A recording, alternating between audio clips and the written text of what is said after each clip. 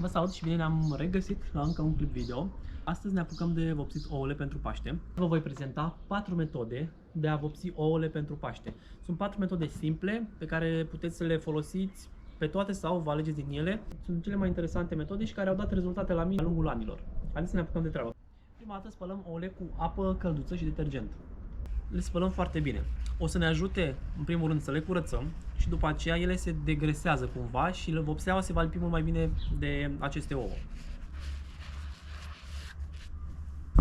Vă sfătuiesc să luați fiecare ou în parte, să-l spălați, pentru că altfel v-am spus, vopseaua nu o să prindă pe ouă și sau dacă se prinde, o să arate destul de urât.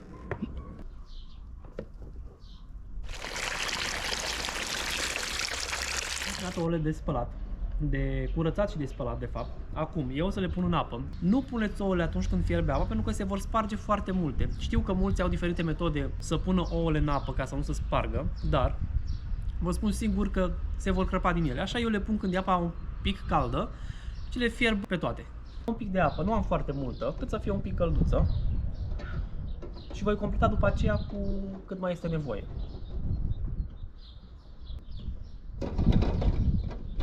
Nu lăsați ouăle să fiarbă, să dea un clocot foarte puternic, pentru că atunci ele se vor sparge foarte tare. Deci atunci când începe să fiarbă, lăsați focul un pic mai mic. Acum eu le voi pune la fiert și le voi lăsa, cred că aproximativ o jumătate de oră, cu tot cu călzitul apei. Ca să încercați ouăle, să vedeți dacă sunt fierte, le luați un ou de fapt și îl învârtiți. Vedeți că acesta nu se învârte pe masă. Cel fiert trebuie să învârtă foarte ușor. Metoda mea de a încerca ou dacă e fiert și cred că majoritatea așa fac. Am plecat cu ele pe foc și revenim după aceea. Ouăle sunt puse la fiert, le mai las încă 5 minute, dar până atunci să începem să pregătim prima metodă de vopsit. O să caut eu prin curte, noroc că stau la curte, o să caut câteva plante pe care le vom pune pe ouă. Voi lua câteva frunze de trifoi. Și am mai găsit încă o plantă, sincer să vă spun, nu știu ce plantă este aceasta, dar arată foarte bine. Tot prin curte am găsit-o. Cam acestea sunt plantele pe care le-am găsit. Vă zic pe scurt toate cele 4 metode pe care o să le folosesc eu astăzi. O metodă clasic vopsit cu vopsea în comerț. A doua metodă folosim plante în combinație cu vopsea și o să avem nevoie și de un dres. Altă metodă vom folosi orezul. Cred că e cea mai interesantă metodă de a vopsi ouăle și destul de frumoasă. Și ultima metodă, puteți folosi împreună cu copiii hârtie creponată. Aici folosiți ce culoare doriți și o să vă arăt imediat cum se procedează. Să ne apucăm de prima metodă, cea cu plantele. Voi tăia adresul în câteva bucăți. Voi lăsa o singură bucată prima dată să văd cam cât de mare trebuie. Luăm un ou, o frunză. Punem frunza, o să iau alta mai bogată un pic și îl punem în dres.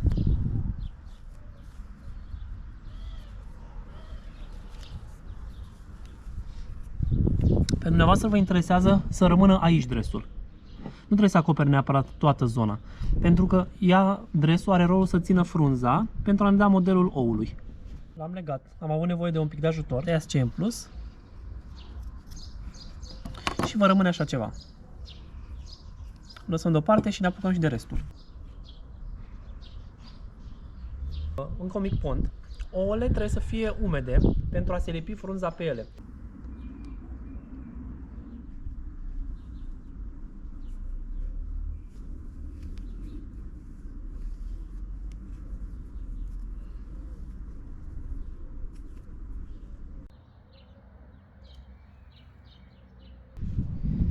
Am adus apa fiartă. Voi face prima dată culoarea roșie.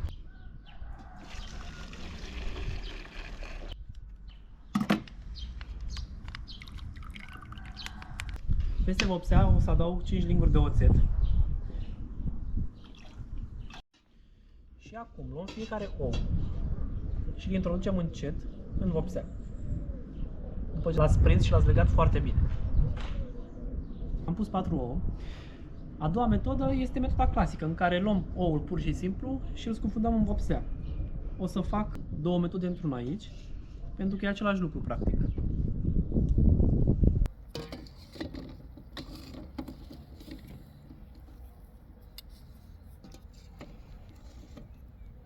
Voi face câteva și verzi.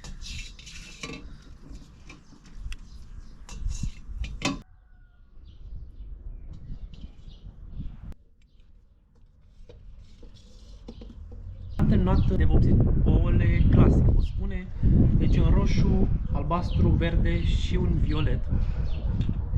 Acum urmează partea interesantă. A treia metodă, după cea cu dresul și cea clasică, în care vopsim ouăle pur și simplu în vopsea, vom folosi orez, să-i dăm o textură și o culoare foarte frumoasă. Folosim un pumn de orez, aproximativ.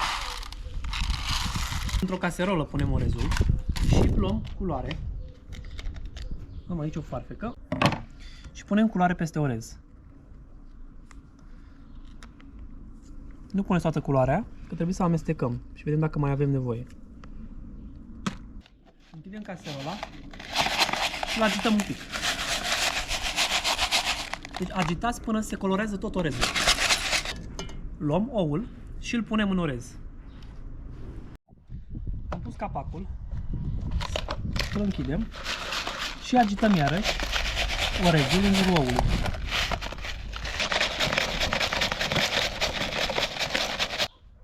Am adus și un platou ca să pot să scot. E un platou de lemn și am pus peste el aluminiu, folie de aluminiu, ca să nu se murdărească, să nu se păteze. Oul nostru e gata. Se va lipi niște orez pe ou. Îl lăsați așa.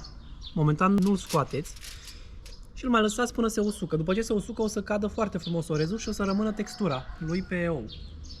Și continuăm cu următorul ou. Pe acesta l-am făcut un pic mai puțin. O să-l iau cu mănușa, ca să rămână un pic mai puțin colorat. Este ou cu pistrui acesta.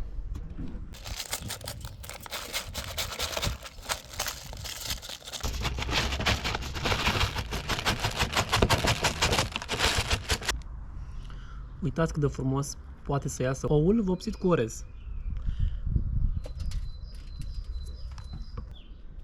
Acum vom folosi și culoarea galbenă.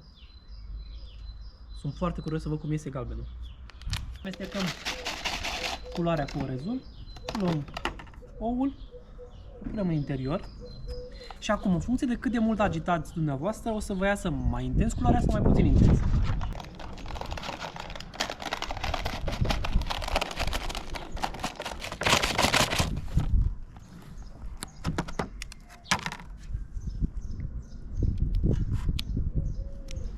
Haideți să recapitulăm a treia metodă.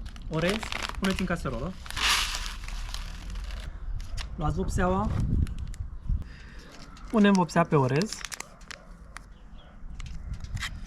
Amestecăm un pic orezul.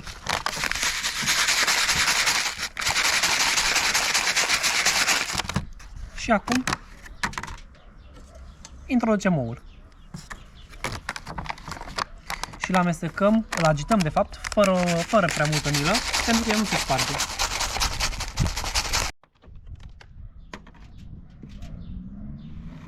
Și oul este gata.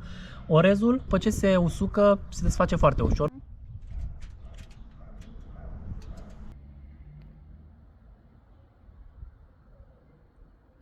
Dacă ar fi să vă dau o recomandare, vă sfătuiesc să vopsiți ouăle cu orez. Culorile sunt superbe și foarte intense.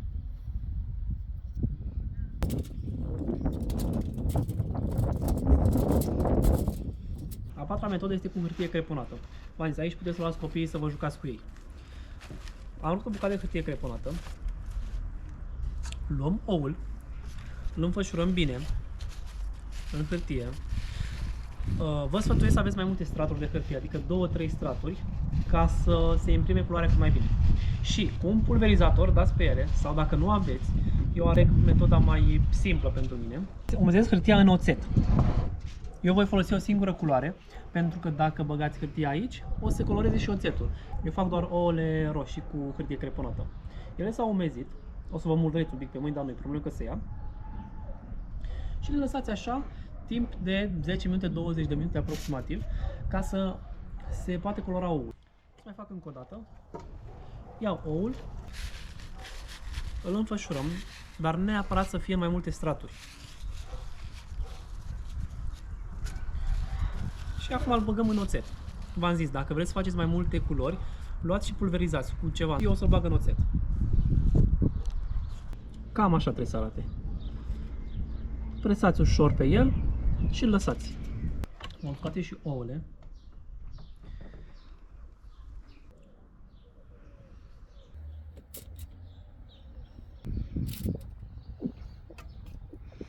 Le scoatem și pe cele făcute în dres și le lăsăm să se usuce.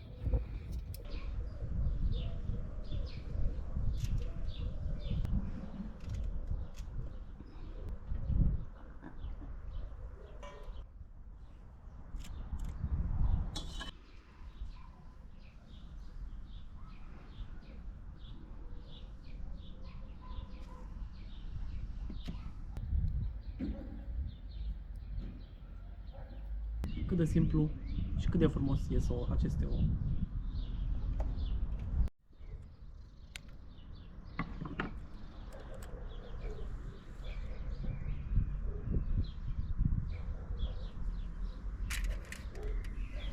Ouăle cu hârtie creponată le-am lăsat cam 20 minute. Puteți lăsa și o jumătate de oră, dar nu mai mult.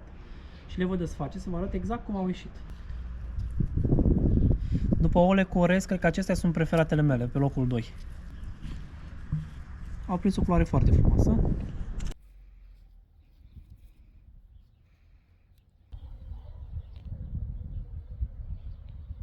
Acestea au fost cele 4 metode pe care le-am folosit eu. Le puteți realiza împreună cu copiii dumneavoastră și cred că o să fie destul de amuzant. Personal, mie îmi plac cele vopsite cu orez, pentru că au o textură foarte interesantă și diferită. Pe locul 2 ar fi cele vopsite cu hârtie creponată. Au tot așa o textură frumoasă și un model interesant. După aceea vin cele vopsite cu diferite frunze. Au un model interesant, modelul frunzei.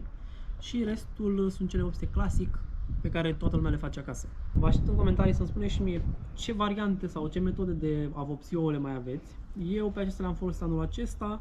La anul poate voi încerca și alte metode pe care o să le aflu de la dumneavoastră. Dacă aveți o întrebare legată de vopsirea ouălelor, scrieți-mi în comentarii, o să vă răspund foarte repede. Zilele acestea chiar o să stau mai mult pe YouTube ca să pot răspunde la diferite întrebări. Dacă vi s-a părut interesant cum am vopsit eu ouăle sau ce metode am folosit astăzi, apăsați butonul de like, abonați-vă la canal, pentru că așa vom dezvolta această mică comunitate care crește în continuare din ce în ce mai mult și vom învăța unii de la alții cum să gătim mai bine, mai interesant și rețete noi.